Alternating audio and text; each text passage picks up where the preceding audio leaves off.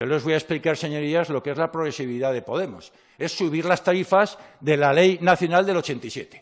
Usted sube las tarifas, y suben las tarifas a todas las herencias de más de 100.000 euros. Exactamente, de 130 y tantos mil euros, suben ustedes las cuotas y los tipos. A partir de los 130 y tantos mil euros que dicen ustedes, a pagar más. Entonces, ¿ustedes a quién quieren engañar?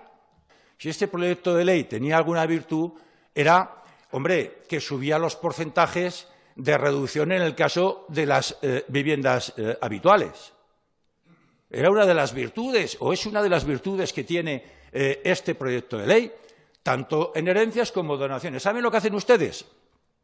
Eliminarlas. Ustedes llaman progresividad a subir las cuotas y los tipos. Y ustedes consideran rico aquellas herencias de más de 100.000 euros. Todas las personas que tenemos con nuestro esfuerzo, con nuestro trabajo, muchas veces de toda la vida, más de 100.000 euros, ya somos ricos. Y usted, con esto que está haciendo, se está echando en contra a todas las clases medias, incluso medias bajas de Aragón, porque evidentemente no es compatible sus palabras con la realidad.